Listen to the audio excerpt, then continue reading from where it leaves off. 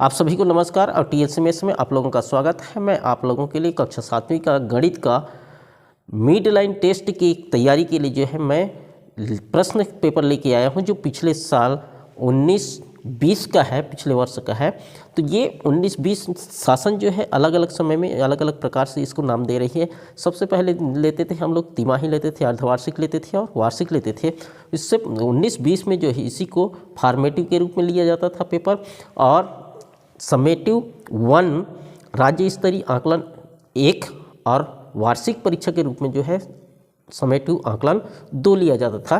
तो इस वर्ष भी उसी तरह से बेस लाइन लिया गया तिमाही के रूप में, और मिड लाइन लिया जा रहा है अर्धवार्षिक के रूप में, और इंड लाइन लेंगे वार्षिक के रूप में, इंड लाइन लिया जाएगा।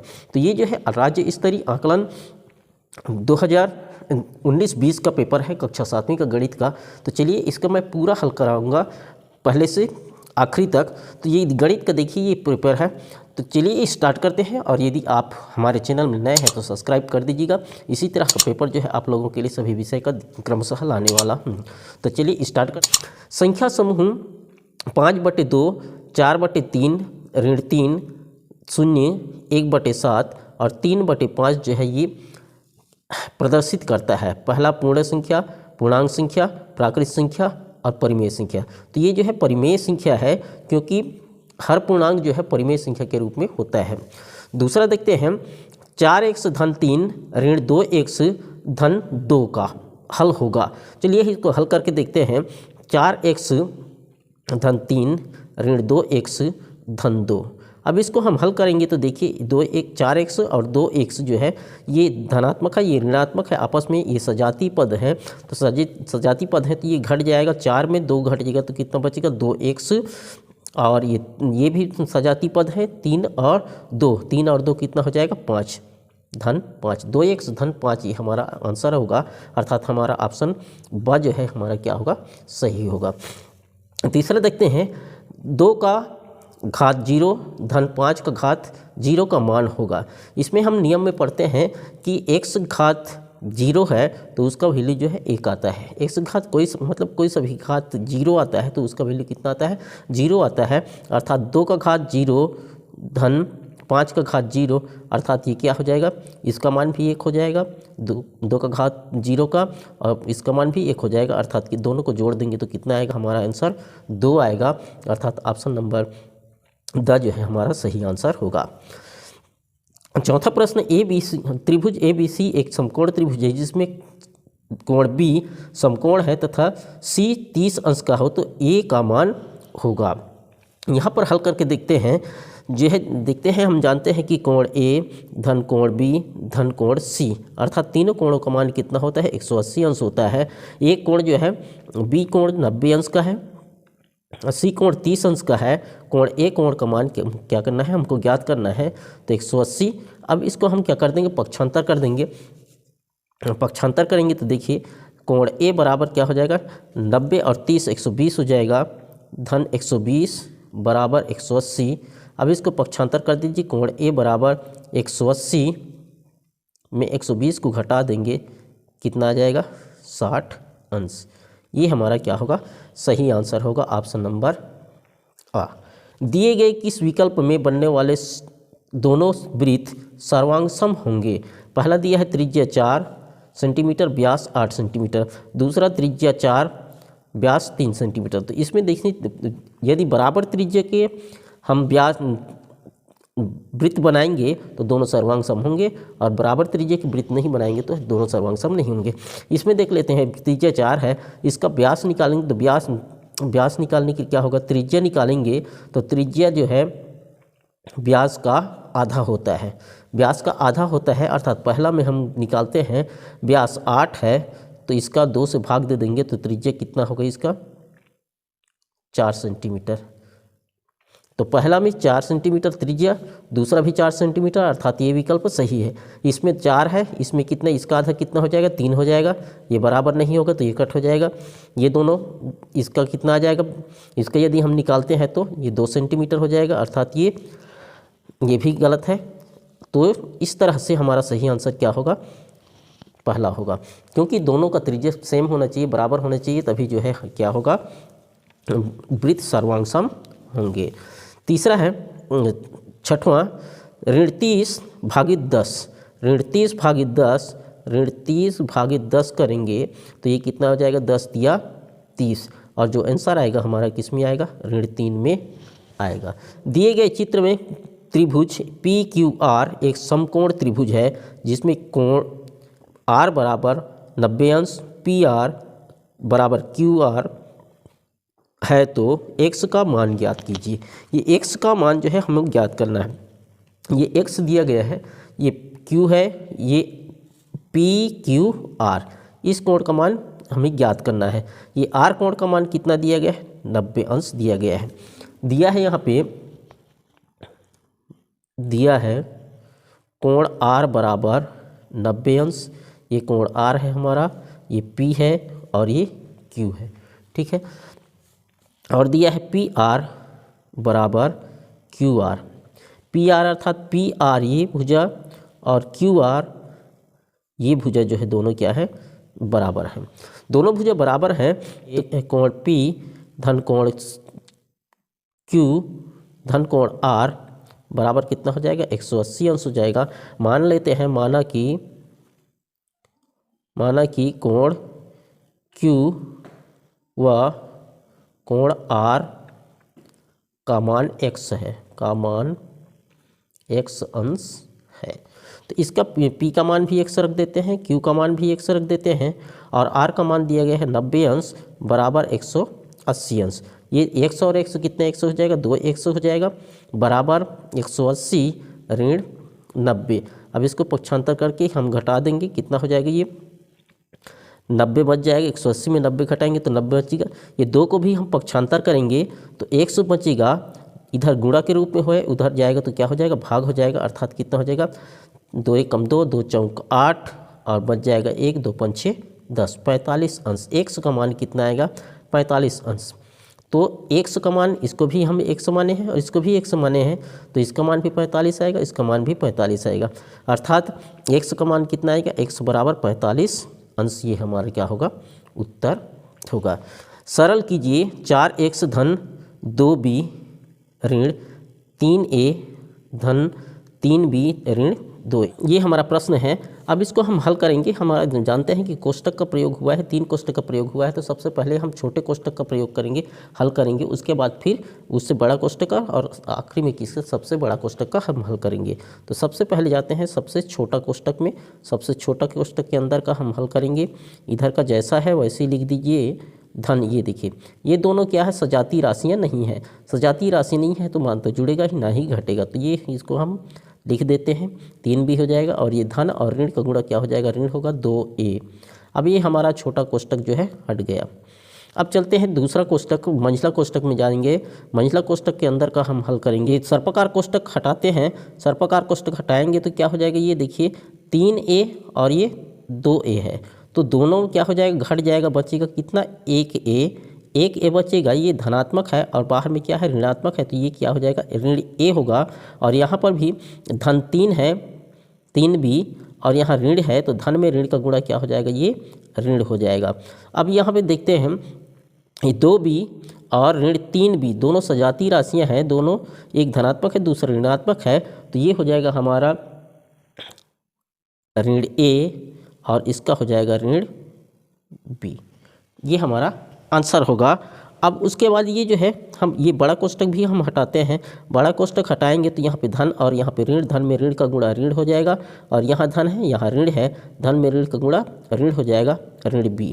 अब यहाँ पर सजातीय राशियाँ देखिए, ये 4a और a दोनों एक सजातीय राशियाँ हैं, तो 4a में 1a घट जाएगा, कितना बचेगा हमारा, 3a ऋण b। ये हमारा क्या होगा, आंसर होगा। दिए गए त्रिभुज ABC तथा त्रिभुज DCB में यदि AB बराबर AD है, DC है तथा AC बराबर DB है, तो उन्हें उचित सर्वांगसमता के साथ दिखाते हुए त्रिभुज सर्वांगसम है। दिखाना है कि ये त्रिभुज सर्वांगसम है कि नहीं है। ये त्रिभुज जो है आप लोगों को क्लियर नहीं दिख रहा होगा। ये जो है, ये त्रिभुज है इस तरह से,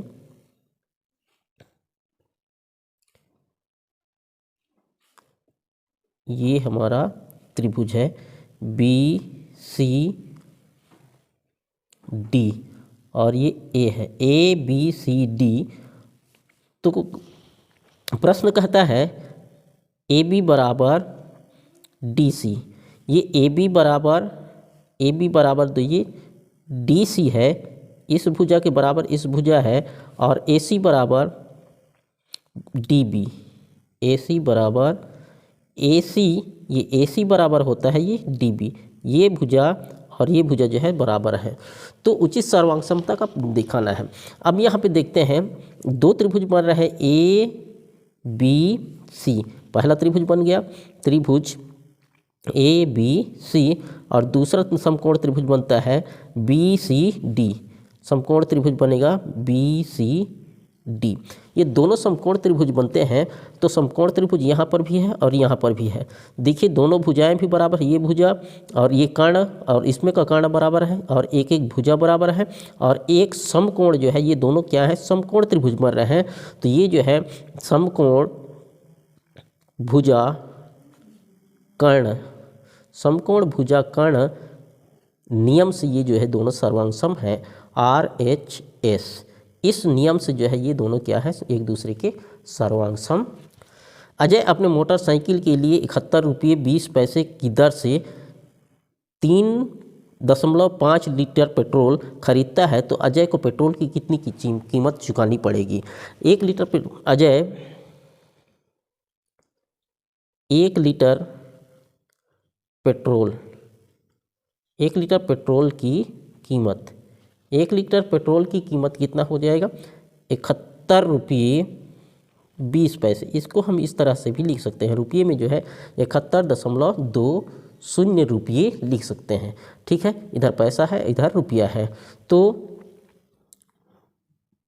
3.5 लीटर का कीमत हो जाएगा, का कीमत गुणा कर दीजिए 71.20 गुणित 3.5।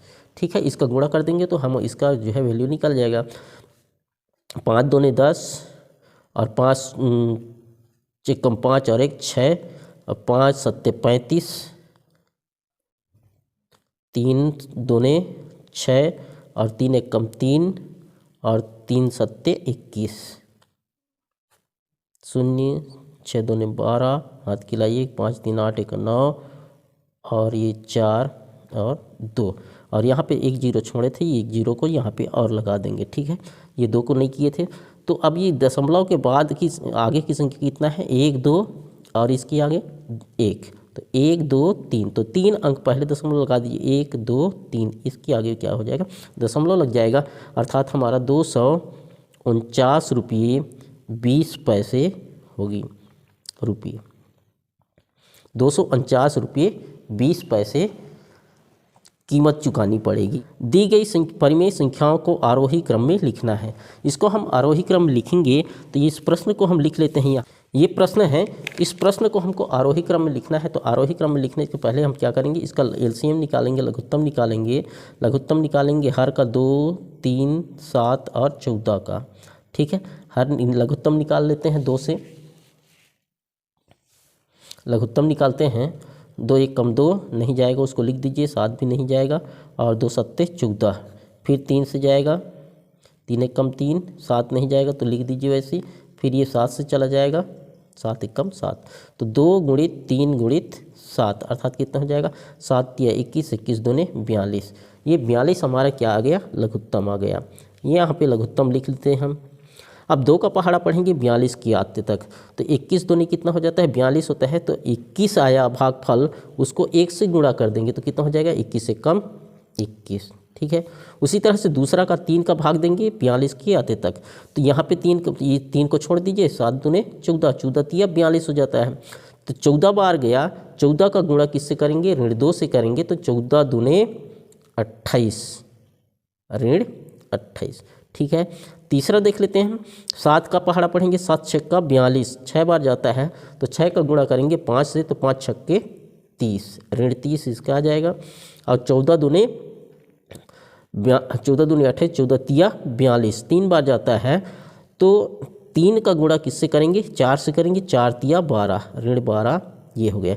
इसको हम अलग अलग कर देते हैं। पहला का कितना हो जाएगा 21/42, दूसरा का ऋण 28/42 और तीसरा का ऋण 30/42 और चौथा का ऋण 12/42।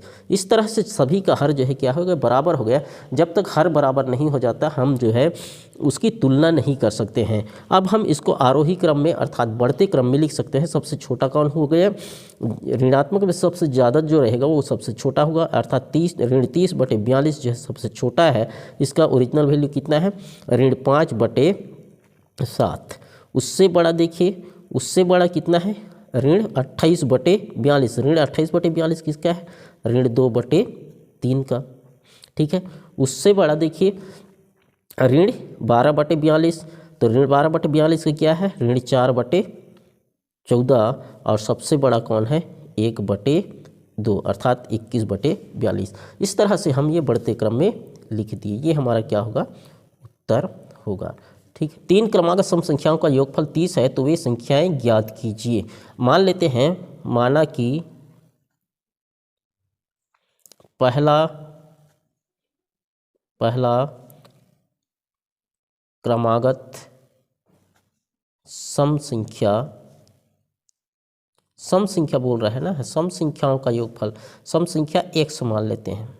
ठीक है, x है तो पहला हो गया x, दूसरा हो जाएगा कितना, 2 जोड़ देंगे तो दूसरा आ जाएगा, और दूसरा में हम ये दूसरा हो गया, दूसरा में और 2 जोड़ देंगे तो क्या हो जाएगा, ये तीसरा हो जाएगा। प्रश्न कहता है कि तीनों संख्याओं का योग कितना होगा, 30 होगा। पहला संख्या x हो गया, दूसरा संख्या x धन 2 हो गया, और तीसरा संख्या जो है इसको हम जोड़ देंगे तो कितना हो जाएगा, x धन 4, 2 और 2 4 हो जाएगा। तीसरा संख्या x धन 4 है। तीनों का योगफल कितना आता है, 30 आता है। तो संख्याएं ज्ञात करना है तो इसको जोड़ देते हैं, x और ये x जुड़ जाएगा, 3x हो जाएगा, और 2 और 4 कितना हो जाएगा, 6 हो जाएगा, बराबर 30। अब इसको पक्षांतर कर देते हैं, 3x बराबर 30, इधर जाएगा तो ऋण हो जाएगा, इधर धन है तो ऋण हो जाएगा। तो 3x बराबर कितना हो जाएगा, ये 30 में हम 6 जोड़ देंगे, घटा देंगे तो कितना आ जाएगा, 24 आएगा। और यहाँ पे देखते हैं x को भी उसी तरह से पक्षांतर कर देंगे, इधर गुणा है उधर आएगा तो क्या हो जाएगा, भाग हो जाएगा। तो 3 का पहाड़ पड़ जाए, 3 7 21, 3 8 24, तो x बराबर कितना हो जाएगा, 8। ये हमारा कितना हो जाएगा, ये आंसर हो जाएगा। पहला संख्या जो है 8 है, पहला संख्या 8 है सम संख्या, तो दूसरा उसकी अगले दूसरा कितना हो जाएगा, 100 में हम 2 जोड़ देंगे, पहला 8 हो गया तो 100 में 2 जोड़ेंगे अर्थात 8 में 2 जोड़ेंगे तो कितना हो जाएगा, 10 हो जाएगा। और तीसरा कितना हो जाएगा, 10 में 2 जोड़ेंगे तो 12। तो इस तरह से 8, 10 और 12 ये तीनों संख्याओं को यदि जोड़ते हैं हमारा तो कितना आता है, 30 आता है। इस तरह से हमारा क्या होगा, आंसर होगा। यदि 3 का घात x बराबर 81 है तो x का मान ज्ञात करना है। x का मान ज्ञात करना है तो हमें x का घात कितना है उसको पता लगाना है। इसको हम गुणनखंड कर देते हैं, 81 को 3 से चला जाएगा, 3 दूने 6, 3 सत्ते 21 और 3 निया 27 और 3 तिया 9 और 3 एकम 3 अर्थात 3 का घात x बराबर 81 को हम किस तरह से लिख सकते हैं, 3 का घात x बराबर 3 को कितने बार, 4 बार गुणा के रूप में, गुणनखंड के रूप में लिख सकते हैं। ठीक है, लिख सकते हैं। तो 3 का घात x हो जाएगा, तो इसको भी हम घात के गुणा के रूप में है, उसको घात के रूप में लिख देते हैं। तो कितने बार गुणा हुआ है, 1 2 3 4 बार गुणा है अर्थात इसको 4 लिख सकते हैं। तो x घात कितना है, x बराबर 4। ये दोनों का आधार बराबर है, x यहाँ पर है तो x घात यहाँ पे कितना आ गया, 4 आ गया। ये हमारा क्या होगा, आंसर होगा। क्लियर है, आगे चलते हैं।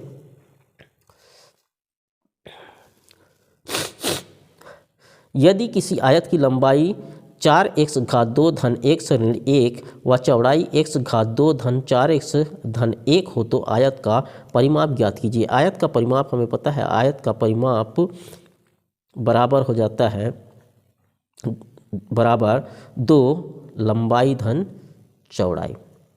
ठीक है, ये आयत का परिमाप का सूत्र है। हमारा दिया गया है, ये लंबाई दिया गया है और चौड़ाई दिया गया है। इसमें हम मान रख देते हैं, परिमाप बराबर 2 गुणित कोष्टक में लग देते हैं 4x घात 2 धन x ऋण 1, अब इसको भी कोष्टक में रख देते हैं, धन x घात 2 धन 4x धन 1, इसको भी कोष्टक में रख देते हैं।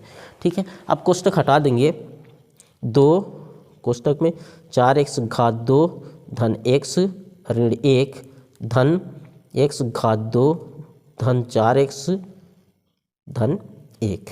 ठीक है, आगे हम हल करेंगे, अब इसका गुणा करेंगे, 2 का गुणा 4x घात 2 से तो कितना हो जाएगा 8x घात 2 हो जाएगा, धन 2x हो जाएगा, 2 का गुणा x से करेंगे तो 2x, और 2 का गुणा ऋण है तो ऋण रखेंगे, 2 का गुणा 1 से करेंगे तो 2 1 कम 2, यहाँ पर x घात 2 से 2 का गुणा करेंगे तो धन 2x घात 2 हो जाएगा, और 4x के साथ गुणा करेंगे 2 का तो 4 दूने 8x हो जाएगा, और 1 का गुणा करेंगे 2 से तो कितना हो जाएगा 2 1 कम 2। इस तरह से सजाती पदों को सजाती पद के साथ जोड़ देंगे। ये 8x घात 2 और 2x घात 2 ये दोनों जो है धनात्मक है और सजाती पद भी है, तो जुड़ जाएगा तो कितना हो जाएगा 10x घात 2 होगा, और ये x ये और x ये भी है, तो यहाँ पे दोनों धनात्मक हैं, ये भी धनात्मक है ये भी धनात्मक है, तो क्या हो जाएगा 8 और 2 10x हो जाएगा।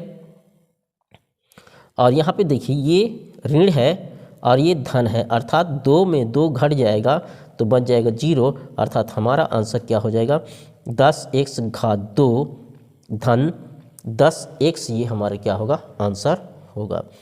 प्रश्न 15, 2.136 का डेश है को परिमेय संख्या में परिवर्तित कीजिए। ये दशमलव रूप में है, इसको परिमेय संख्या के रूप में परिवर्तित करना है, तो किस तरह से परिवर्तित करना है देख लेते हैं। माना लिख देते हैं x बराबर 2.316 का डेश अर्थात इसको हम लिख सकते हैं, क्या लिख सकते हैं, या x बराबर 2.3166, ये 6 जो है आता ही रहेगा। ठीक है, अब इसको हम मान लेते हैं समीकरण 1। दूसरा, ये इसको हटाने के लिए हम क्या करेंगे, दोनों पक्ष में 100 का गुणा करने पर 100 का गुणा करने पर इधर भी 100 का गुणा कर देंगे, बायां पक्ष में 100 गुणित x बराबर 2.3166 का गुणा 100 से करेंगे तो ये आ जाएगा हमारा 100x बराबर 2 अंक जो है इधर खिसक जाएगा हमारा, क्या ये दशमलव, ये 666 इस तरह से आता रहेगा। अब ये हमारा दूसरा नंबर का समीकरण हो गया। अब ये इस दशमलव को इधर खिसकाने के लिए हम क्या करेंगे, दोनों पक्ष में 10 का गुणा कर देंगे, दोनों पक्ष में 10 का गुणा करने पर ठीक है, गुणा करने पर। अब यहाँ पे 100x में 10 का गुणा कर देंगे और इधर 231.66 में 10 का गुणा करेंगे तो क्या हो जाएगा, ये 1000x हो जाएगा बराबर 231, और ये दशमलव जो है यहाँ खिसक जाएगा, एक अंक आगे खिसक जाएगा, इस तरह से 6 आता रहेगा। अब दोनों ये समीकरण हमारा तीसरा हो गया। समीकरण तीसरा को समीकरण 3 में 2 को अर्थात समीकरण दूसरा को हम घटाएंगे, ये तीसरा में दूसरा को घटाएंगे तो यहाँ पे घटा देते हैं, इधर 1000x है, ऋण बाया दूसरा में कितना है 100x है, घटा दिए बराबर इधर कितना है देखिए 2 3 1 6 ऋण हो जाएगा हमारा कितना, इधर देखिए 231.66। अब इसमें हम घटाएंगे तो कितना हो जाएगा, 1000 में 100 घटाएंगे तो 900 हो जाएगा बराबर, यहाँ पर देखिए ये घटाते हैं इसको तो कितना आएगा, यहाँ पे घटा करके देखिए 231.66 और ये 231.66, ये जो 6 क्या हो जाएगा 0 हो जाएगा पूरा यहाँ से, और ये 6 में 5 1 गया 5 बच जाएगा, और 11 में 3 जाएगा 8 बच जाएगा, हाथ की लाई 1, 3 में 3 गया 0 और ये 2, कितना आ गया 2085।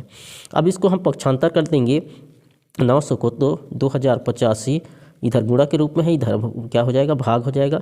अब इसको कैंसिल आउट कर दीजिए, कटा देते हैं, 5 से जाएगा, 5 चौक 20 और 5 एकम 5 बच जाएगा 3, 5 सत्ते 35 और ये 5 एकम 5 बच जाएगा 4, 5 अट्ठे 40 और 5 शून्यम शून्य। ये हमारा क्या होगा, आंसर होगा।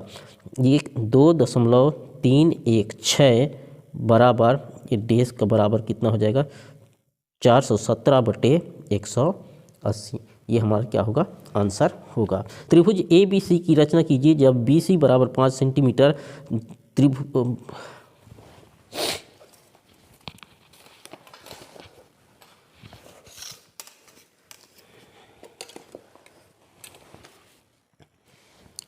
त्रिभुज ए बी सी की रचना कीजिए जब बी सी बराबर 5 सेंटीमीटर और कोण सी बराबर 50 अंश, कोण ए बराबर 70 अंश। तो बी सी हम खींच लेंगे, बी सी हम रेखाखंड खींच लेते हैं कितने का, 5 सेंटीमीटर का। 5 सेंटीमीटर का बी सी रेखाखंड खींच लेते हैं। ये हो गया हमारा 5 सेंटीमीटर का बी सी रेखाखंड। ये 5 सेंटीमीटर का हो गया बी सी, बी और सी रेखाखंड कितने का, 5 सेंटीमीटर का। ठीक है, अब कहता है कि कोण सी पर 50 अंश का, कोण सी पर हम 50 अंश का कोण बना देते हैं। देखिए कोण सी में रखिए 0 को, केंद्र को, और ये भुजा को जो है उसकी भुजा के ऊपर रख दीजिए। मिल गया, ये बिंदु भी मिल गया है। इधर भुजा है तो इधर से पढ़ेंगे 10, 20, 30, 40 और ये 50 पे हम क्या लगा देंगे, बिंदी लगा देंगे और इसको स्केल की सहायता से हम मिला देते हैं। तो ये 50 अंश का हमारा क्या बन जाएगा, कोण बन जाएगा। ये 50 अंश का कोण गया कहाँ पे, सी पर। ये हमारा दो काम हो गया, बी सी हो गया, 50 अंश का कोण हो गया। लेकिन हमें क्या है, बी का मान जो है नहीं दिया गया है, बी का मान नहीं दिया गया है, कोण बी का मान नहीं दिया गया है, कोण ए का मान दिया गया है, तो हम त्रिभुज की रचना नहीं कर सकते हैं। तो हम क्या करेंगे, ये कोण बी का मान हम ज्ञात करेंगे। तो हम जानते हैं कि कोण ए धन कोण बी धन कोण सी बराबर कितना होता है, तीनों कोणों का मान जो होता है 180 अंश। तो पहला कोण ए का मान दिया गया है कितना, ए का मान 70 अंश दिया गया है, बी का मान नहीं दिया गया है, ज्ञात करना है, और सी का मान दिया गया है 50 अंश बराबर 180 अंश हो जाएगा। दोनों को जोड़ देंगे, 50 और 70 कितना हो जाएगा, कोण बी बराबर कोण बी धन 50 और 70 120 अंश हो जाएगा बराबर 180। तो पक्षांतर कर दीजिए, 180 ऋण 120 अर्थात कोण बी बराबर कितना अंश हो जाएगा, 60 अंश। तो हम यहाँ पे क्या करेंगे, कोण बी का मान हमारा ज्ञात आ गया, कितना अंश हो गया, 60 अंश हो गया। 60 अंश कोण बी पर हम कोण बना देंगे। ये कोण पे रखिए, ये भुजा को भुजा के ऊपर रख लेते हैं, बिंदु को, बीच वाले बिंदु को इस बीच के ऊपर में रख देते हैं, और इधर से भुजा इधर है तो इधर से पढ़ना करेंगे 50 और ये 60 पर चिन्ह लगा देंगे और स्केल की सहायता से इसको मिला देते हैं।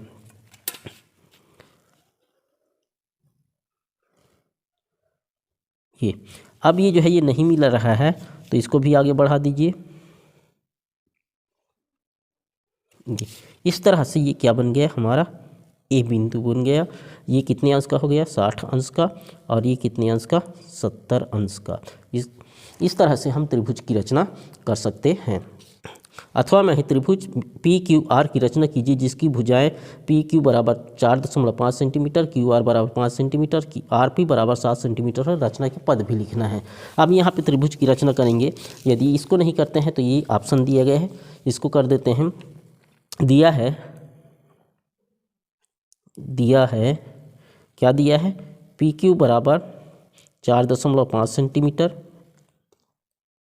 क्यू आर बराबर दिया है 5 सेंटीमीटर और आर पी बराबर दिया गया है 7 सेंटीमीटर। ठीक है, आर पी बराबर कितना दिया गया है, 7 सेंटीमीटर। अब तो हम क्या करेंगे, सीधा पी क्यू खींच लेते हैं, कितने का, पी क्यू 4.5 सेंटीमीटर का खींच लेते हैं स्केल की सहायता से। पी क्यू बराबर 4.5 सेंटीमीटर, ये पी क्यू हम खींच लिए 4.5 सेंटीमीटर, 4 और 5 लाइन। ये पी क्यू हमारा हो गया, पी क्यू कितने का, 4.5 सेंटीमीटर का।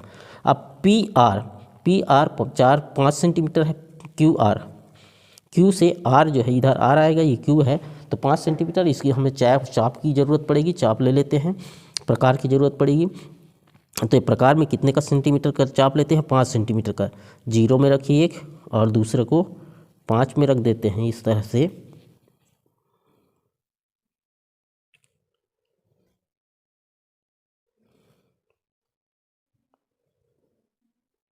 ये देखिए, एक को 0 में और दूसरे को 5 सेंटीमीटर में हम रख लेते हैं। 5 सेंटीमीटर का क्या कर लिए, चाप काट लिए। चाप ले लेंगे और Q से R के लिए जो है ये इस तरह से चाप काटेंगे। ठीक है, हमने चाप काट लिया। अब तीसरा काम क्या करेंगे, RP बराबर 7 सेंटीमीटर है, तो 7 सेंटीमीटर का चाप लेंगे। फिर से 7 सेंटीमीटर का 0 में और दूसरा ये 7 में। ये देखिए 7 सेंटीमीटर का क्या हो गया, चाप हो गया हमारा। 7 सेंटीमीटर का चाप ले लिए और P से जो है क्या कर देंगे, चाप काटेंगे।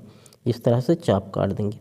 ये चाप नहीं मिल रहा है तो क्या करेंगे हम, फिर से ये जो है इसको आगे की ओर बढ़ा देंगे। ये चाप को आगे की ओर बढ़ाएंगे ताकि दोनों का चाप कट जाए। इस तरह से आगे की ओर बढ़ा दी तो ये कटान बिंदु प्राप्त हुआ। कटान बिंदु हमारा क्या होगा, कटान बिंदु R होगा। तो स्केल की सहायता से इसको मिला दीजिए, ये कटान बिंदु और ये Q बिंदु को और P बिंदु और R बिंदु को। इस तरह से त्रिभुज क्या बन गया, PQR की रचना हो गई। ये जो है 7 सेंटीमीटर है RP और ये 5 सेंटीमीटर। यहाँ पे रचना के पद भी लिखना है, रचना के पद लिख लीजिएगा। निम्नलिखित चित्रों को देखकर दिए गए प्रश्नों के उत्तर दीजिए। ये चित्र दिए गए हैं, इस चित्र के ग्राफ पेपर में चित्र दिया गया है। त्रिभुज दिया गया है, त्रिभुज EFG और चतुर्भुज दिया है ABCD और एक वृत्त दिया गया है। तो यहाँ पे प्रश्न कहता है त्रिभुज AFG के 2 शीर्षों के निर्देशांक ज्ञात कीजिए। शीर्ष के निर्देशांक ज्ञात करना है तो पहले इसमें लिखा होता है x का मान, तो हम लेते हैं e का। e बराबर हो जाएगा, देखिए x में कितना है, 1 के सीधा में है और y में 11 के सीधा में है, तो 1 और 11 e का मान हो जाएगा। ठीक है, दूसरा b f का मान ले लेते हैं। f का निर्देशांक निकालते हैं तो x में ये 100 होता है और ये y होता है। x का मान 1 और y का मान कितना है, देखिए 7 के बराबर में है, 7 f का हो जाएगा। g का भी उसी तरह से निकाल सकते हो। g का मान क्या हो जाएगा, g का मान कितने के बराबर है, 4 के सीधा में है और इधर 7 के सीधा में, तो 4 और 7 ये हमारा आंसर होगा। दूसरा प्रश्न क्या कहता है, चतुर्भुज ABCD की भुजा AB तथा CD की लंबाई ज्ञात कीजिए। ए का देख लेते हैं, एक की तरह 2 है और B कितने में है, 6 है। तो 6 में AB बराबर 6 में 2 घटा दीजिए तो कितना आ जाएगा, 4 सेंटीमीटर। उसी तरह से CD का मान निकालते हैं। देखिए यहाँ पे कितना है, अधिकतम कितना है, 8 में है, 8 के सीधा में और इधर कितने के सीधा में, 4 के सीधा में। तो 8 में हम 4 घटा देंगे तो कितना बचेगा, 4 सेंटीमीटर। तो AB का मान भी 4 सेंटीमीटर और CD का मान भी कितना हो जाएगा, 4 सेंटीमीटर। वृत्त के केंद्र K के निर्देशांक, ये K का निर्देशांक ज्ञात करना है। K का देखिए कितने के सीधा में है, 9 और इधर Y में 3, तो K बराबर कितना हो जाएगा, 9 और 3, ये उसके निर्देशांक होंगे। व्यास कितना होगा, देखिए व्यास हो जाएगा इधर 1 और इधर 1 अर्थात 2 सेंटीमीटर। अथवा में दिया है, अथवा ग्राफ पेपर पर दर्शाए गए बिंदुओं A B C D E के निर्देशांक अपनी उत्तर पुस्तिका में लिखना है। इसी तरह से हमारा निर्देशांक ज्ञात करेंगे तो A का देख लेते हैं। A का कितना है, देखिए ये A में कितना है, x में 2 है और y में 3 है, तो कितना हो जाएगा, 2 और 3 इसका निर्देशांक हो जाएगा। A का निर्देशांक A बराबर 2, 3। B बराबर देख लेते हैं, उसी तरह से B 4 के सीधा में है और इधर 5 के सीधा में, तो 4, 5, x में 4 y में 5। C का x में 6 और y में 4, x में 6 y में 4। और D में देख लेते हैं, D का x का 6 और y का कितना है, 8, 6, 8 इसका मान हो जाएगा D का। और E का देख लेते हैं, E का कितना होगा, E का ये 5 के सीधा में है और इधर 10 के सीधा में है, 5 और 10 इस तरह से निर्देशांक प्राप्त हुए। आशा है ये वीडियो आप लोगों को पसंद आया होगा। यदि आप पसंद आया होगा तो अपने दोस्तों के साथ शेयर कीजिएगा, और यदि अभी तक सब्सक्राइब नहीं किए हैं तो प्लीज़ सब्सक्राइब कर दीजिएगा। इसी तरह का वीडियो जो है आप लोगों के लिए जो अभ्यास पेपर है, पुरानी आई हुई प्रश्न पेपरों का संग्रह जो है आप लोगों के लिए लेकर आऊँगा, और मॉडल पेपर भी आप लोगों के सामने लाऊँगा। तो आज के लिए इतना ही। नमस्कार, धन्यवाद।